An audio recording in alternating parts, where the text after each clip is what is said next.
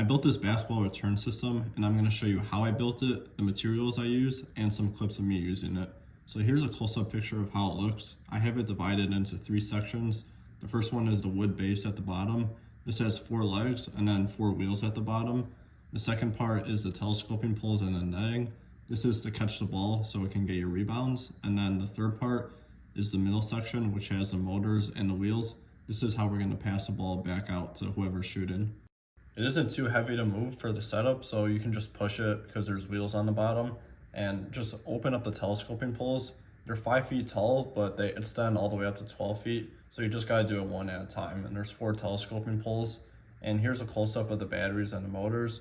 We have a red wire and a black wire, and these connect to the battery and the motors. We also have a switch so that you can turn the motor on and off. And we also had to add a couple wires because by default, both of the motors spin the same way. And because of this, the ball would just get stuck between them.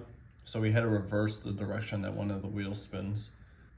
Here's some more clips of me using the machine, and whether I make it or miss it, the ball should be contained by the netting. And after the ball goes into the netting, it'll roll down into that bucket. It's just a bucket that I got from Menards, and I cut a hole into the bottom. So the ball will go from the netting, go down through the bucket, and then it'll go onto that middle structure. And on that middle structure, I have 2 PVC pipes. On one end, they're a little bit higher than the other, so the ball will roll down those PVC pipes and then go through those wheels, which are spinning at 30 miles an hour, and it'll pass the ball back to you. Once you're done shooting, you'll just turn off the motors using those switches I showed earlier, and if you want, you can disconnect the batteries from them. Also, make sure to collapse the 4 telescoping poles and just wheel the machine away once you're done with it. So right here, I'm using a tape measure and a Sharpie, and I got 4 of these wood pieces, and I'm gonna cut them each to 4 feet tall. I found that this is a pretty good height for the base, so I went with that. And I also have a wood structure on the top and the bottom, and this is just to make sure that everything's sturdy. So now we gotta build a part that holds the telescoping poles in place. So I cut these really small pieces of wood, and I'm gonna put them at the bottom of the structure. So right here, I built it to hold the pole in place at the bottom. And then I'm also gonna add this piece of wood to the top part of the base so that it holds it in place so that it doesn't fall over. Next up, we want to add this wooden circle because we want a way to rotate it so that if you're in the corner or the top of the key or one of the wings, you can rotate the machine to pass the ball out to you. So we have this like turntable made out of plastic, and we basically just glued this to the wood.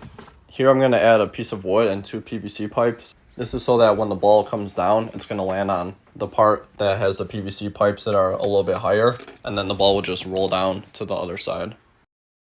This one is pretty simple. Just got to attach a netting to the top and then use some twist ties and then tie the rest of it together. And then we also need to add a little opening at the bottom so that the ball can go through. So built this little wood structure. I'm going to attach that using twist ties also. And then I cut a hole in between it so that the ball can go through.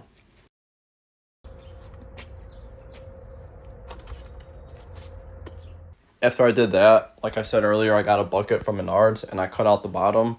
So I attached that using some zip ties, and I put it in between that little structure so that the ball is contained and doesn't roll out. The final part was the motors, the batteries, and the wheels. What we did was I got this JB Weld steel stick, and I used that to attach the wheel to the motor. The JB Weld steel stick dries after like 10 minutes, so that's how I used it to attach the wheel to the motor. I literally just placed it on top and then put the JB Weld steel stick in between. It became solid and it holds the wheel together. Hope you enjoyed the video, and I'll see you next time.